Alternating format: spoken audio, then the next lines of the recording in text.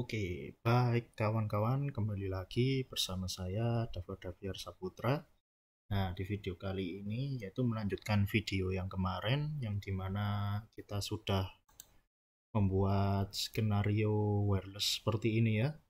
Dari mana tahap-tahapannya, mulai konfigurasi IP-nya, terus dari laptop yang sebelumnya masih belum wireless menjadi laptop wireless. Nah, itu sudah ada di video sebelum-sebelumnya. Nanti teman-teman bisa lihat ada gambar I di atas kanan pojok itu ya. Bisa teman-teman lihat nanti untuk yang belum lihat video-video sebelumnya, karena di situ saya menjelaskan bagaimana membuat skenario yang seperti ini. Nah, di video ini saya lanjut mengenai DHCP server.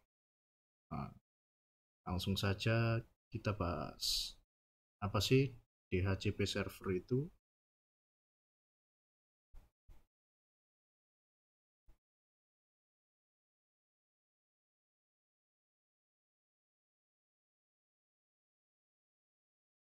Oke, DHCP server. Nah, DHCP server atau yang biasa dinamakan Dynamic Host Configuration Protocol, yang dimana protokol yang dipakai untuk memudahkan penyebaran alamat IP secara otomatis ke perangkat lainnya. Karena tanpa konfigurasi harus dilakukan secara manual pada setiap komputer supaya mendapatkan alamat IP yang berbeda. Hal ini tentu akan merepotkan dan menghabiskan banyak waktu. Nah, lebih-lebih lagi jika konfigurasinya itu ya dilakukan pada jaringan besar.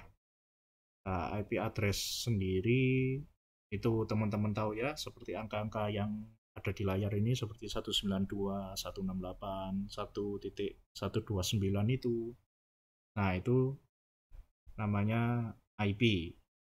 Nah, lantas DHCP server itu sendiri apa? Nah, DHCP server merupakan sebuah perangkat yang bertugas untuk mengatur dan memberikan alamat IP secara otomatis kepada komputer klien yang ada. Sementara itu, komputer atau perangkat lain seperti handphone yang menerima alamat IP dari DHCP server disebut DHCP client. Jadi kayak laptop, smartphone yang ada di sini itu disebut DHCP client. Nah, fungsi DHCP server itu apa sih? Yang pertama, mengelola dan mendistribusikan alamat IP. Nah, ini tuh secara umum fungsi dari perangkat ini adalah untuk mengelola dan memudahkan distribusi alamat IP ke komputer klien. Proses distribusi ini dapat dilakukan ke banyak perangkat sekaligus secara otomatis. Artinya, kita nggak perlu melakukan konfigurasi pada setiap komputer. Terus yang selanjutnya yaitu mencegah IP konflik. Nah, IP konflik ini terjadi karena adanya dua perangkat yang punya alamat IP yang sama. Nah, kalau ini terjadi, perangkat tersebut tentu nggak dapat terhubung dalam jaringan kan, di mana alamat IP itu unik, jadi nggak bisa sama sama yang lain. Nah, dengan menggunakan perangkat ini, kesalahan dalam bidang pembagian alamat IP itu tadi bisa diminimalisir. Nah, yang selanjutnya yaitu fungsi DHCP server, yaitu memperbarui alamat IP secara otomatis. Nah, alamat IP yang diberikan oleh server biasanya mempunyai masa pemakaian atau masa kadaluarsa. Nah, alamat IP masih digunakan tetapi masih masa pemakaian telah berakhir. Nah, kita ini perlu memperbarui atau meminta alamat IP yang baru. Nah, dengan DHCP ini alamat IP dapat diperbarui kembali secara otomatis tanpa perlu mengkonfigurasinya kembali. Yang selanjutnya fungsi keempat yaitu mendukung penggunaan kembali alamat IP. Nah, alamat IP yang pernah digunakan dapat digunakan kembali oleh komputer klien. Tapi untuk menggunakan kembali perlu dipastikan alamat IP yang sedang tidak digunakan oleh komputer lain.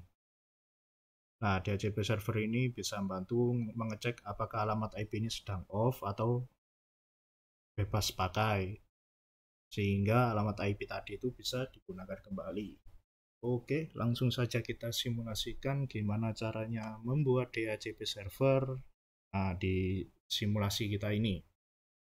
Langsung saja kita ini device, ini switch, hook, mana ya, server.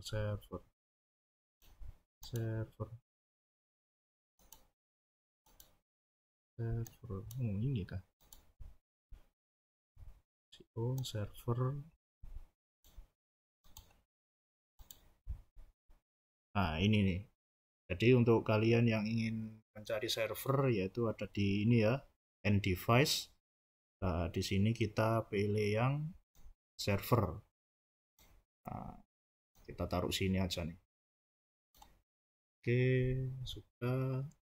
Nah, kita sambungkan dengan kabel yang gambarnya berdek ini ya. Nah, ini ke sini. Nah, gitu.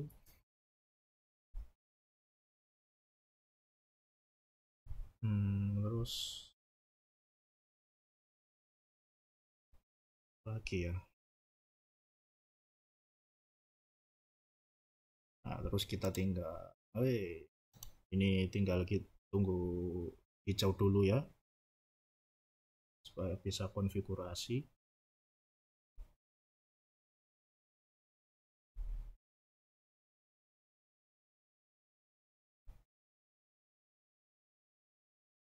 Nah, ketika sudah hijau, kita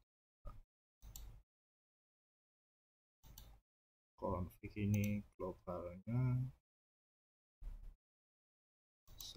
0, kita ganti DHCP server. Nah, kita besarkan dulu. Nah, ini kita pilih yang service yang DHCP, default gateway-nya kita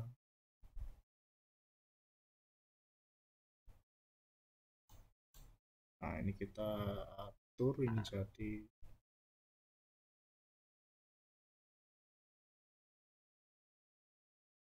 service desktop IP configuration.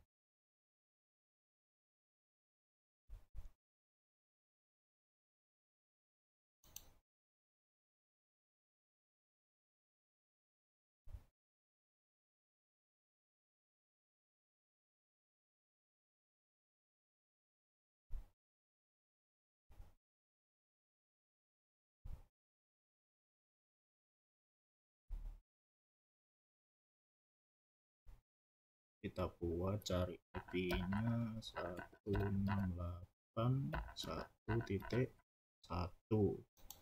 Nah, ini subnet masknya 128,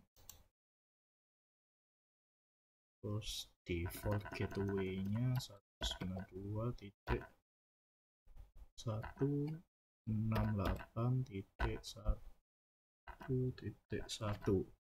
DNS servernya kita berikan juga 192.168.1.1.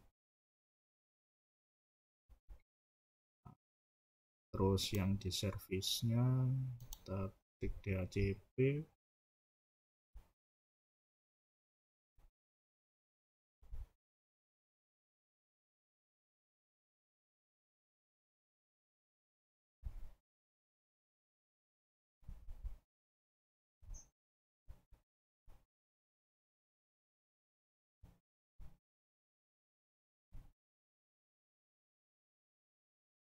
Kita on kan server pool ini, default gateway-nya tadi 192.168.1.1. 1 DNS servernya juga 92.168.1.1.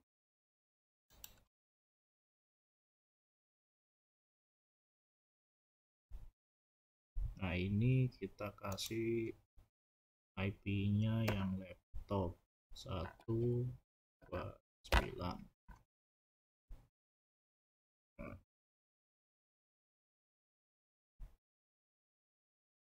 Oke, ini sudah config-nya. Ini diganti ya, ini sudah gini config-nya ya.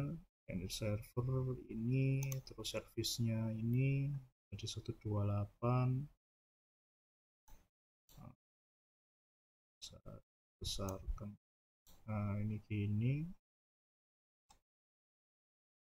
Kita klik.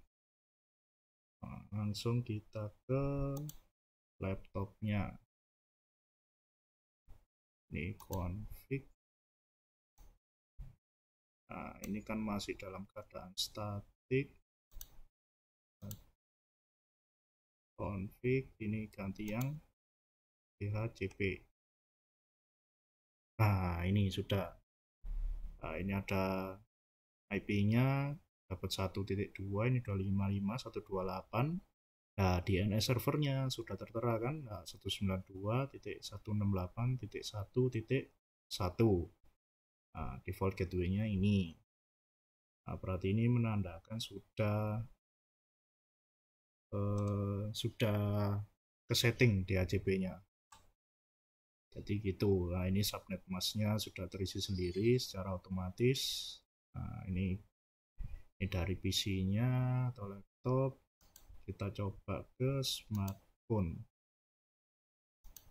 Desktop. Ya, gini. Langsung kita ke DHCP. Nah, ini. Nah, sudah kan? Nah, ini IP address-nya urut.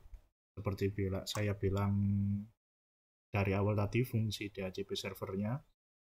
Nah, ini memberikan IP yang mana yang dipakai, mana yang bebas dipakai, mana yang bisa kita pakai, itulah tidak bisa ditentukan di DHCP servernya secara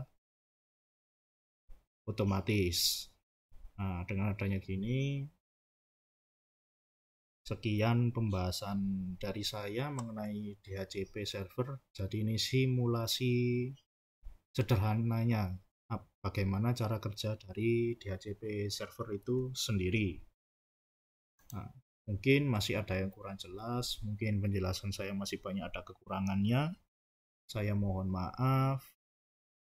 Sekian dari saya. Jika video ini bermanfaat, silakan Anda share ke teman-teman Anda. Silakan like channel ini, like video ini, dan subscribe channel ini agar menjadi channel yang berkembang dan bermanfaat untuk Anda semua. Sekian dari saya. Terima kasih.